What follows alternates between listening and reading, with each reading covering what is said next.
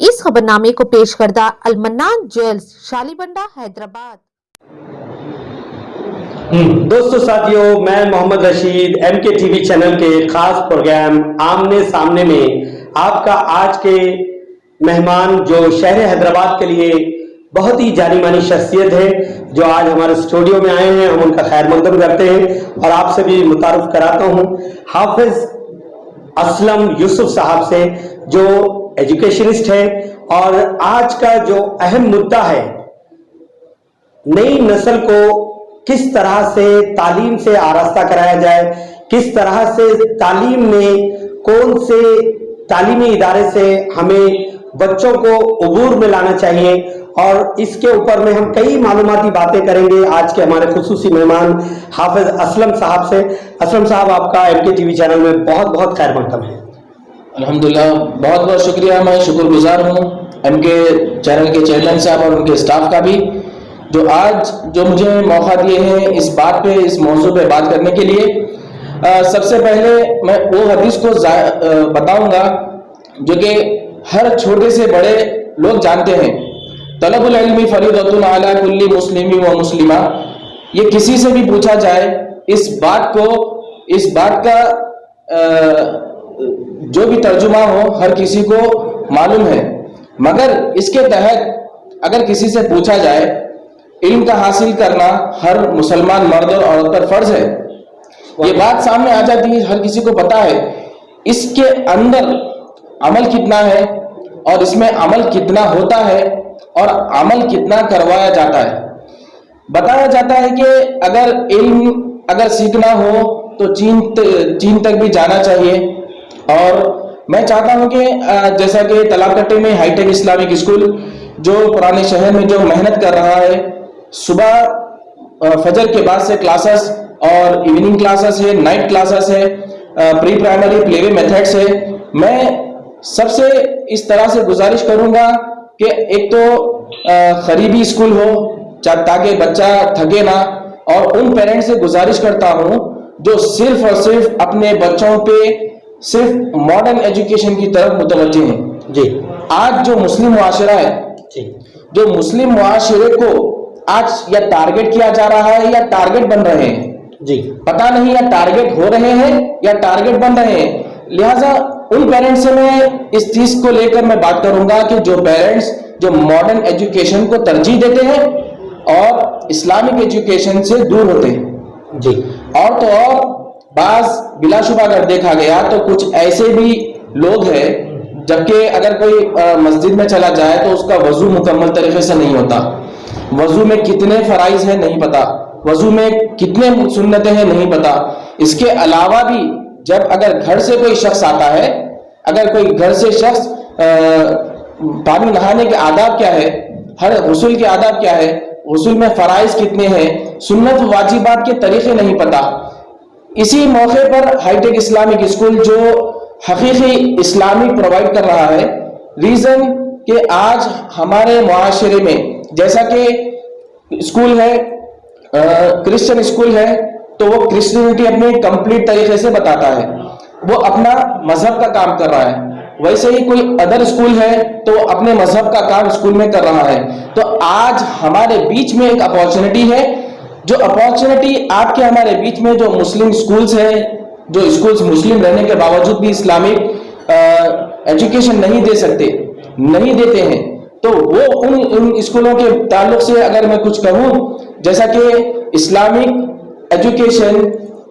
That school some schools are not providing Islamic education if I said them, अगर मैं बोला किसी को कि इस्लामिक नहीं प्रोवाइड कर रहे, तो ये उनका जो है उनसे हमारे कुछ ताल्लुकात कुछ क्राइसिस आने के चांसेस हो सकते हैं। लिहाजा मैं उन पेरेंट्स को जो पेरेंट्स अपने आप को हकीकी मुसलमान समझते हैं, जिसके अंदर जरा बराबर भी इल्म हो, वो पेरेंट्स कम अज कम अपने बच्चे के अंदर इतनी सलाहियत देके कम से कम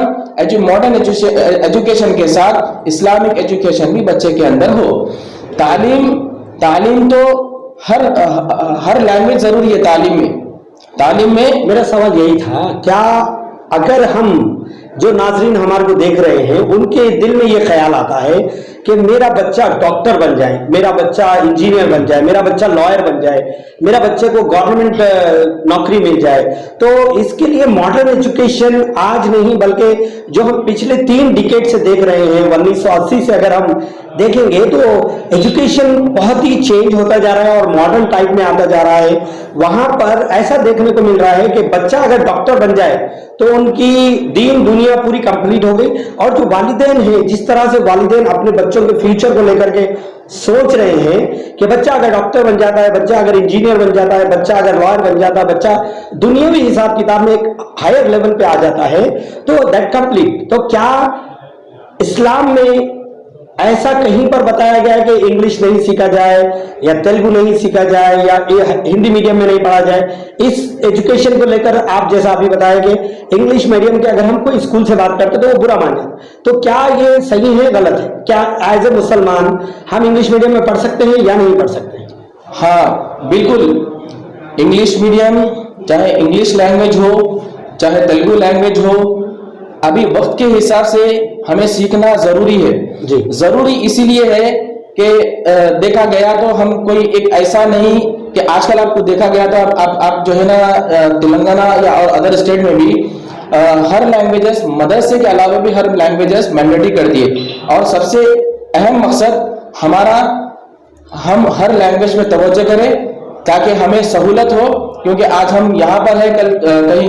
गल्फ कंट्री या कहीं आउट ऑफ गए तो वो सब्जेक्ट की हमें जरूरत पड़ती है। हमें सीखना यही जरूरी नहीं कि हम इसको छोड़ना जरूरी नहीं, मकसद हमारा यही है कि अगर डॉक्टर बनो तो जो है एजुकेशन सिर्फ हासिल करो। इसके अलावा हम चाहते हैं कि मॉडर्न के साथ इस्लामिक एजुकेशन इसीलिए जरूरी है ताकि उसे अच्छी तरबियत हो, अच्छी पहचान हो। और इसके अलावा भी अगर जो उसके अदर लैंग्वेजेस अगर उसके अंदर आते हैं बंदे के अंदर तो और भी अच्छी बात है। इसमें हम ये नहीं चाह रहे हैं कि अगर आप ये छोड़ दें तो इससे जो है दूर हो जाएंगे। अगर आप ये सब्जेक्ट पढ़ें, जैसा कि खाली मॉडर्न एजुकेशन अगर इनके अंदर आ जाए तो एक सूफीज्म उसके अंदर आ जाता है, दुनिया ही नहीं पता। इसीलिए हमें कोशिश ये करना है कि दुनिया में भी हो और आखिरत में भी हो। दुनिया में कम से कम हम इतने लैंग्वेजेस सीखे जितने हमारे जो लैंग्वेजेस में हर कोई फॉलो करता है। हमारे पास गैर मुस्लिम में और जो है क्रिश्चियंस में और कई सारे जो है हमारे फ्रेंड्स भी है। अब जैसा कि लाइक मैं एक डॉक्टर के पास गया तो डॉक्टर एपी के थे, आंध्रा के, जो कि इतना प्योर तेलुगु थी उनकी, जिससे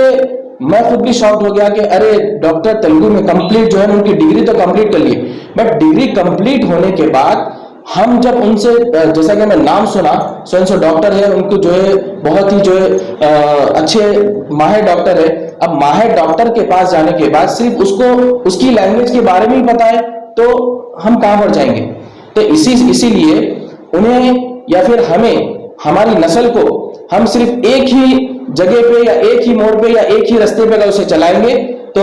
बिल्कुल जो वो एक ही जगह जाएगा, जिससे आज हमें तकलीफ है, हमारी आने वाली नस्ल को तकलीफ ना हो। लिहाजा